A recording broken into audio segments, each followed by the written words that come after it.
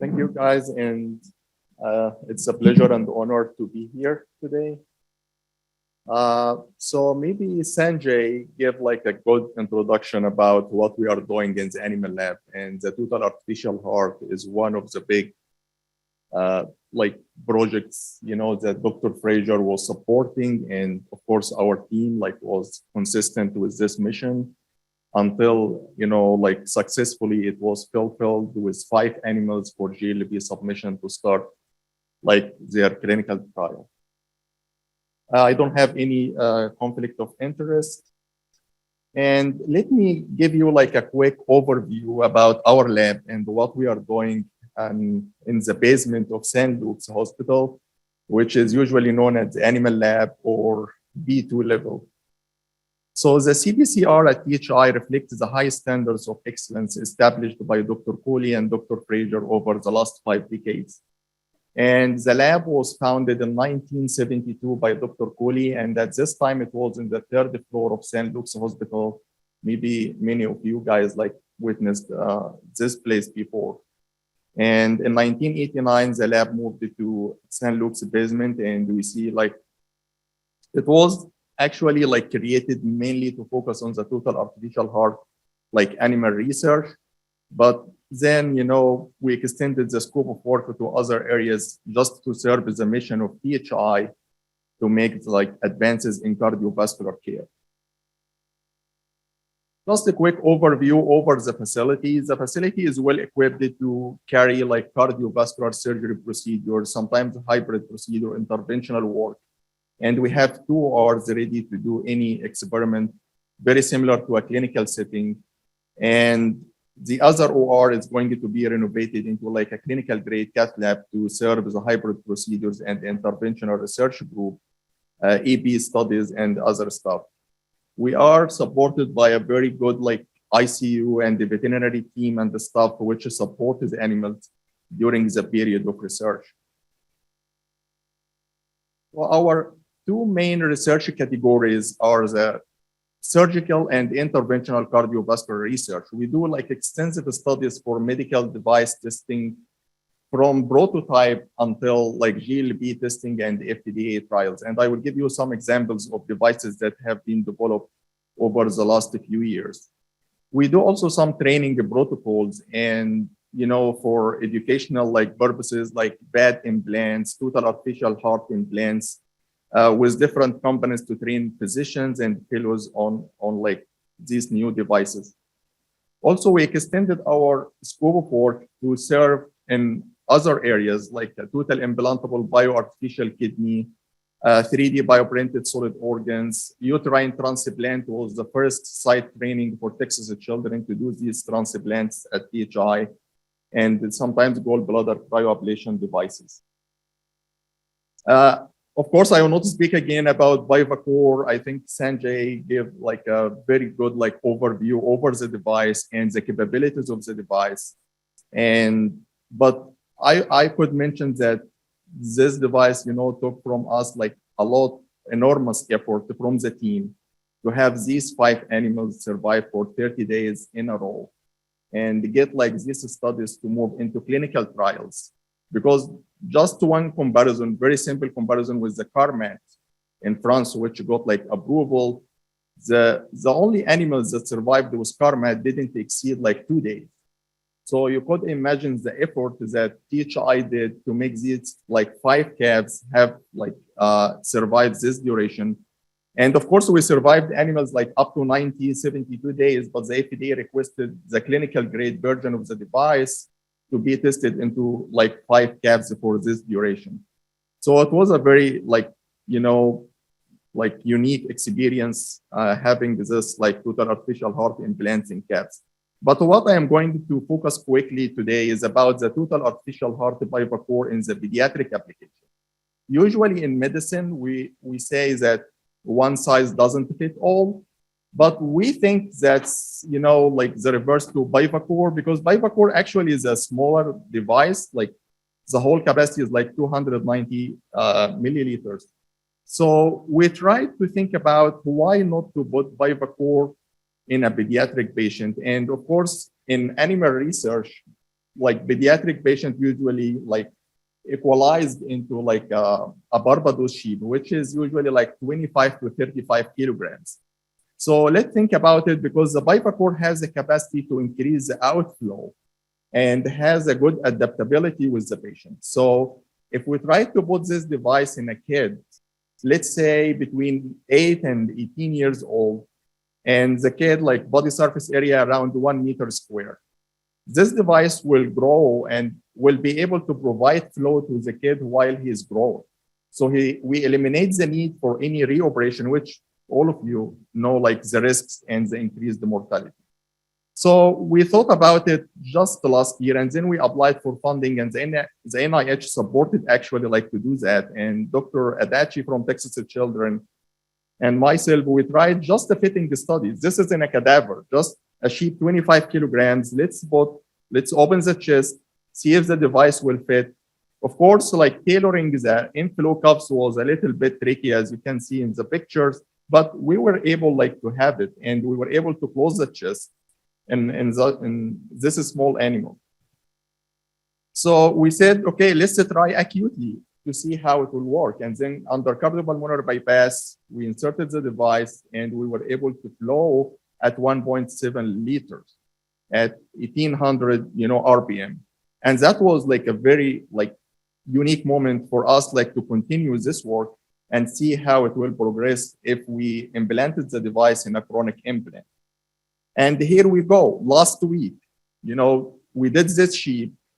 It's 35 kilograms, just to start with this weight range and see how it will go. And we were able to recover the animal. This is post-operative day 1. And the animal recovered, eating, drinking, standing, extubated, laying down, everything, blood pressure like around 70s. And we got like from between 3 to 5 liters flow, which is perfect with this size of the animal. So I think this is like a very good milestone that Bivacor achieved on the pediatric side, which could be in the future without making any changes to the device, and giving opportunity for the kids, especially like 2 categories. I think you will get the most benefit from this device in pediatric population: the failed Fontan circulation, which is usually above like 10 years old, and the chronic allograft failure if it happened like after a transplant. So we achieved 2 of the 3 very important like milestones to get the Bivacor pediatric application: the size of the chest, the hemocompatibility and lower flow. We did this study and we couldn't find any hemolysis over like 48 hours. The next level will be to try to mimic the cyanotic congenital heart disease or single ventricle physiology, and to try to create a shunt. So we turn the animal into cyanotic heart disease and see how the Bivacor behave. We are expecting this will be like tolerated, because like maybe Sanjay explained in his presentation, that the Bivacor between the 2 ventricular chambers has a very small shunt that can switch, like circulation from right to left or left to right according to the movement of the impella. So that will be very helpful to accommodate this like technology in kids. My next topic is to go more about the ventricular assisted devices. And as you all know, that the landscape of mechanical circulatory support experienced major changes after the sudden withdrawal of the HBAT from the market. And now under the one device era with the HeartMate 3, there are many challenges.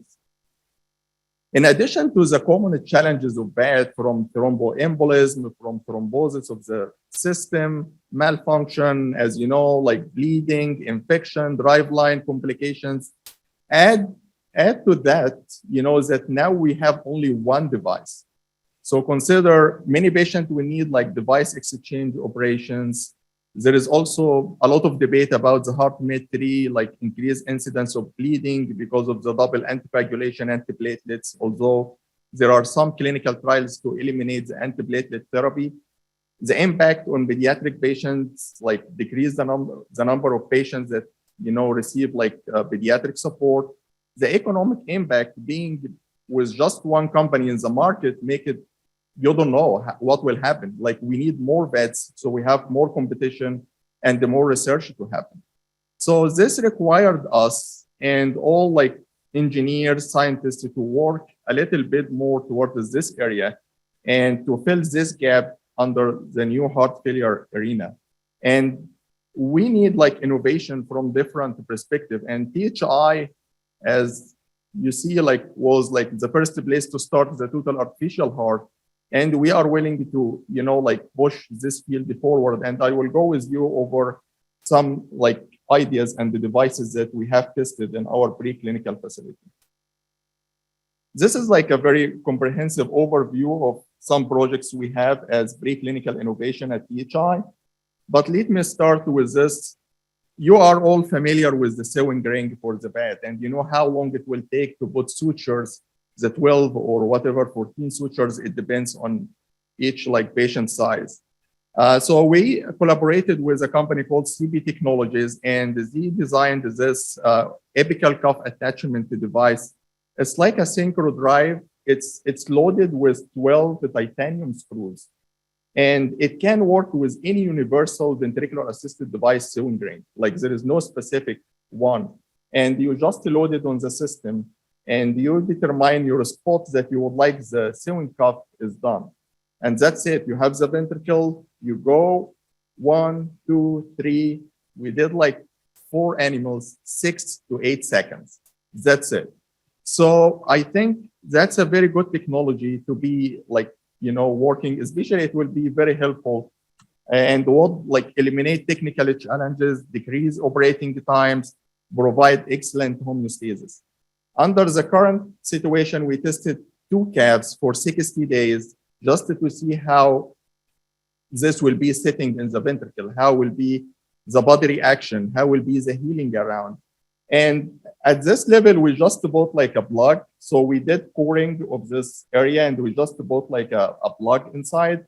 But the next level will be to attach the HeartMate 3 and see how this will be tolerated. If you see here, this is a view after 60 days of one of these calves. We achieved our endpoints. The implant was well tolerated. And the tissue response you see is very normal to a regular VAD we inserted under this 60 days. The thick membrane you see inside, this is just a membrane that formed on the plug from inside the ventricular space. There is a new device, it's called the Core Heart 6, and this is an LVAD, magnetically levitated. And the good advantage of this VAD, actually, it was designed by a company in China called the Core Medical Technology. And Dr. Liao tested this VAD in our lab, and we did it for acuity and for short-term support, like 15 days. What's good about this VAD actually is the small size and the lightweight. The size of this VAD is 40% smaller than the HeartMate 3, and the weight is just 90 grams. So it's like 60% smaller than the HeartMate 3.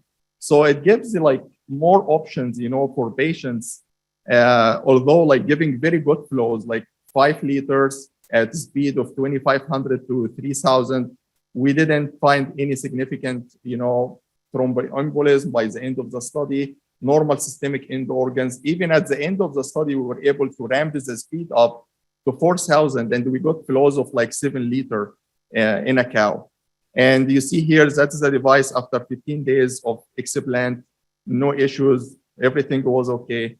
And now they are in negotiation with the FDA on how many animals we will need to do for their FDA approval. One of the devices, also the very promising devices from internally developed at PHI, the Idea Lab at PHI is developing a pediatric LVAD that use magnetic levitation system. And this will be the first implantable ventricular assisted device for infants and young children. And that's the reason for the name, like NewVAD. So NewVAD now is under in vitro testing. They are testing the magnetic bearing, you know, the magnetic levitated bearing system. They are making a hydraulic testing, computational fluid dynamics, and hemocompatibility assessment for collaborators from UK, from Australia, from China, and all are working as this is very important and funded by R01 grant from the NIH to support like the development of a bed, which is unmet need for children that age. Also, continuation with the bed, as you all know, still ventricular assisted devices, although of improvement and the improvement and like patient survival, patient outcome, is still the cost, of course, is one of the things that, you know, in developing countries is difficult to achieve and not available like in each country or even in different programs. So this company from Mexico, it's called Vitalmix. They did like the old school at, you know, like this extracorporeal pneumatic blood pump.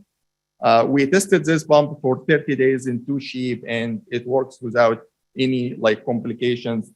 And they started their clinical trials in Mexico as a life-saving procedure for patients that are waiting for heart transplant.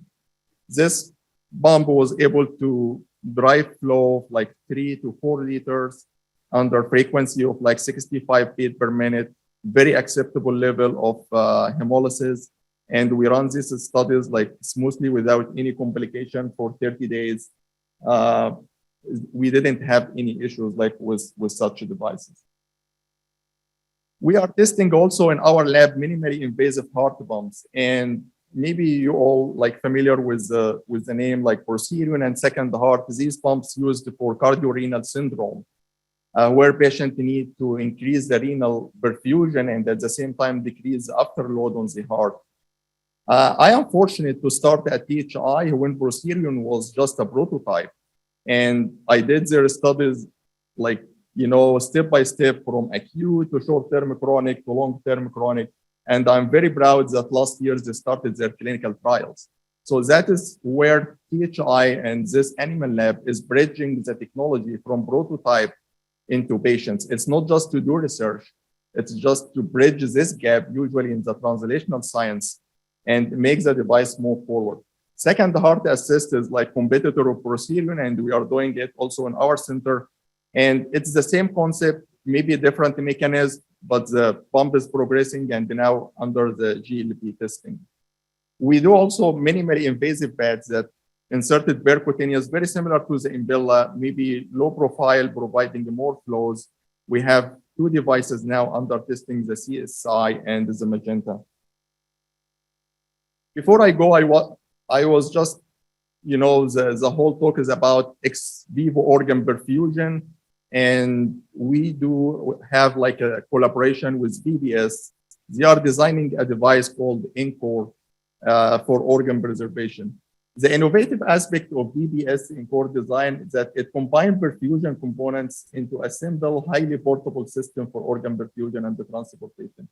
More affordable, more portable, and simple, you know, representing a translational breakthrough compared to the other available systems. The system is easy to set up. It's just the aortic cannula you connect, and there is a small catheter that goes into the coronary sinus. And the catheter is for sampling and the temperature monitoring. The lower chamber that you see here contains the heart in a preserved solution, and the upper part has the perfusion pump in addition to an oxygenator. So it runs like cold, oxygenated, you know, like fluid to the heart. The data actually is very promising, and their system demonstrated in the in vitro testing that 8 hours and 6 hours of preservation is viable, and the organ is like taking oxygen, which is, you know, like good. And their contraction relaxation in comparison with the cold storage was perfectly fine. We did transplantation in sheep for this study after preservation for 6 hours and compared with the standard of care. And maybe you see here the preservation of the heart required less vasopressor support and maintains the same high pressure. Dr. Shafi and our team, we did these studies, and now the company is in negotiation with the FDA to continue with the GLP testing. And what's interesting also is the low expression of lactate in the system. And even the inflammatory biomarkers were expressed like lower in this device.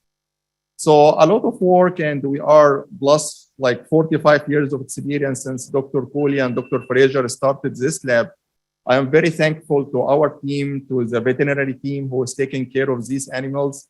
We thank the perfusion group, who support our studies all the time, from perfusion student to experienced. Like we have Sanjay, Deb, and Marie Claire, Katie. Thank you so much for your support, and happy to take any question. Thank you, guys. Thank you.